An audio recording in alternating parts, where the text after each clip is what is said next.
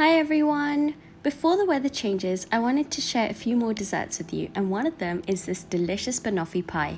So start by crushing 225 grams of digestive biscuits. Crush them like you would someone's soul. Add 100 grams of melted butter and give that a quick mix. You just want to press this into an 8-inch tart tin that has a removable base. The removable base is really important because it will make removing the tart easier later on. Use a measuring cup or a spatula to push the crumbs to the sides and then complete the bottom of the pan. If you guys are new to my channel, then welcome. Thank you for stopping by. Please take the time to give this video a big thumbs up, leave a comment down below, and if you haven't done so already, don't forget to subscribe to the channel. To make the caramel, you want to melt 75 grams of butter in a heavy bottom saucepan. Add 75 grams of light brown sugar and mix it well until the sugar has dissolved. If the mixture separates, that's because the butter was too hot. My tip here is to add just a couple tablespoons of water to bring down the temperature, mix it well, and it should become smooth.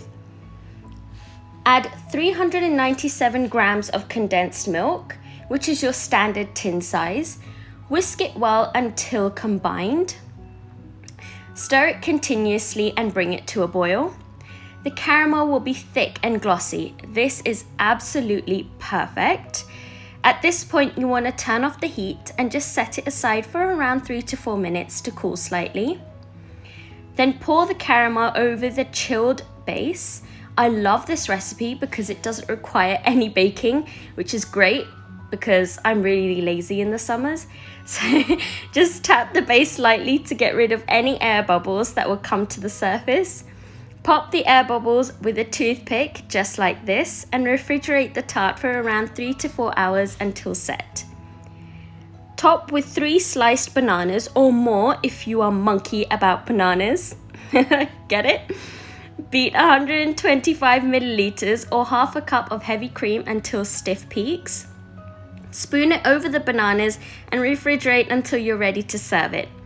Top it with either shaved chocolate or sifted cocoa powder. The choice is yours, or you could do both. That's entirely up to you. This recipe is great. I absolutely love serving it to all my friends and my family, and they love it too. Thank you for watching, everyone. I hope you like this video. Don't forget to give it a big thumbs up, leave a comment down below, and if you haven't done so already, don't forget to subscribe to the channel. Much love and have a good one. Bye.